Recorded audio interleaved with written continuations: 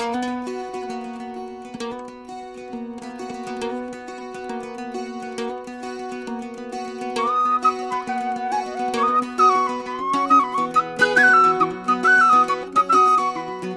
Zach, glad to have you here on VOV 24/7 Cultural Rendesvous. Australians are known for their broad use of slang, which sometimes tricky for overseas visitors to understand. Can you try one sentence or phrase that you think foreigners who come to Australia for the first time will by no means understand?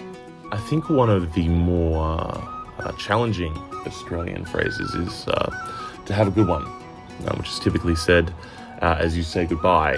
And to most international students or international travellers, it's not going to be clear at all what anyone is talking about.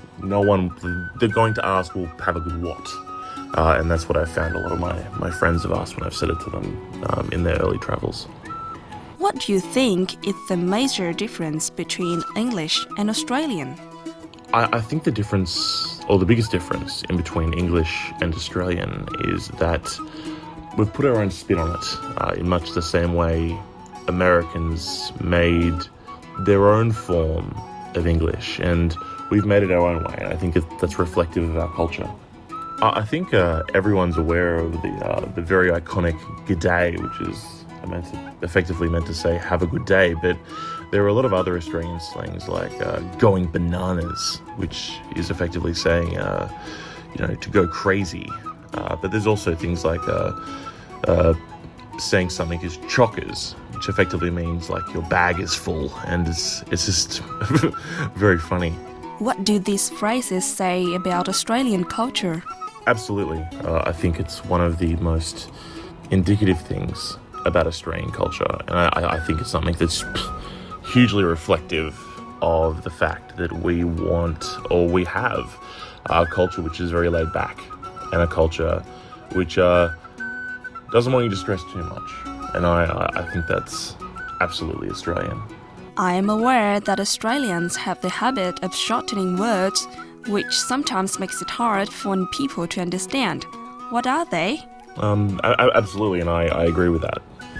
For example, have a good one, which is effectively to say have a good day, or have a good afternoon, which is another shortening of good day. And you also have things like good day and many other phrases, which effectively are exclusively there to shorten a phrase or a word, or like how's it going, right? Which takes almost all of the identifying words away.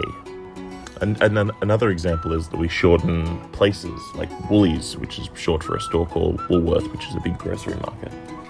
Are there any rules in shortening words? Not really. Most of the slang which is taught to younger people is taught to them by their parents, or simply absorbed, like most languages. However, I'm very confident that younger people have their own slang.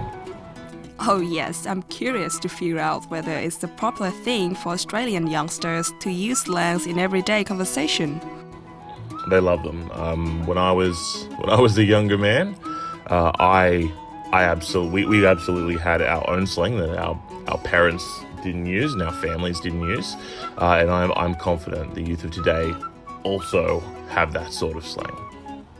A really good example is that people under 25 typically will call a cigarette a dart, but no one over the age of 25 will really ever use that kind of slang.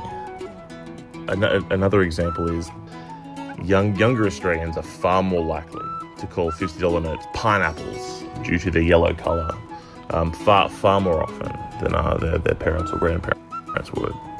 Thank you, Zach, for spending time with us today. It was my pleasure.